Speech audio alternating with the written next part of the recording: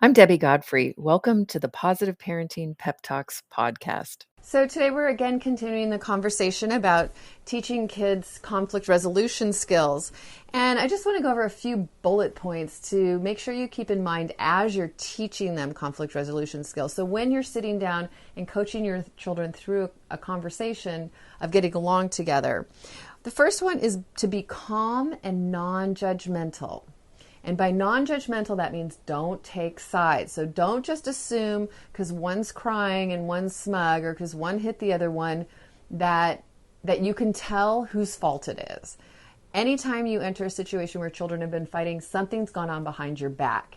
And there's no way for you to know what that is. So you need to go in non-judgmentally, assuming you don't have any idea, and each one's going to tell their own side of the story, and each of them are going to feel absolutely right. And there's no way for you to really know the true who did it, who's responsible. And the truth is they're both responsible. It takes two to fight. So there's never a time where it's one of the children's fault and the other one is totally innocent. It takes two to fight.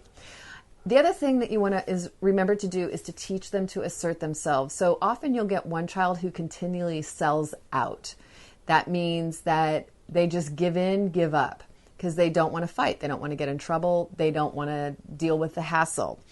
And it really isn't that healthy to do that all the time. Those children can grow into adults that may get walked over by bosses, by spouses, and by other people. So you want to make sure you're teaching your kids appropriate assertion skills.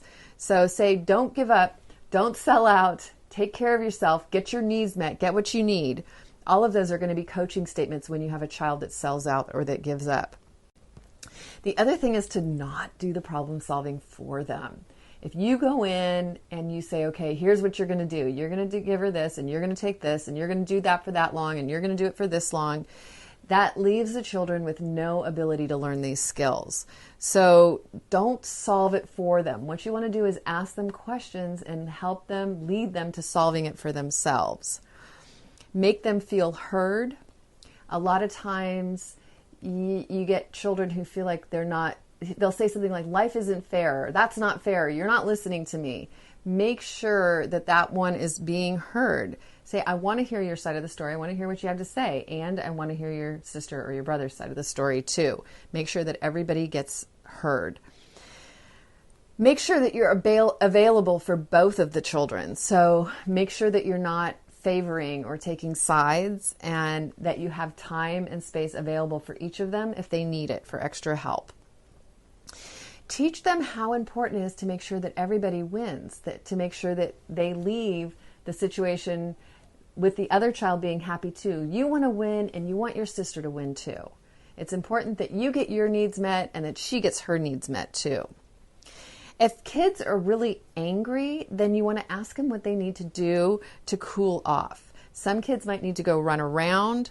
Sometimes it's best if they go to different spaces. So I might say, it looks like the two of you need some time away from each other. So, where could each of you go to get away from each other and have some time and some space for each other? Ask them to get quiet and think of happy or loving thoughts about someone else if they need to, but preferably about themselves and their sibling. And to think about what to do to solve the problem. You'll know if the solution works if everybody's happy or joyful about the solution. Okay, so let's finish this up for today. Think about watching those conflicts that happen and how you can help your children see them differently and make sure that everybody wins. Have a great day and happy parenting. I hope you enjoyed today's episode of the Positive Parenting Pep Talks podcast. For those of you that don't know me, I'm Debbie Godfrey, owner and founder of positiveparenting.com. I hope you'll go and check out my website and follow me on Instagram and let me know about what you thought about today's episode. Did you learn something new?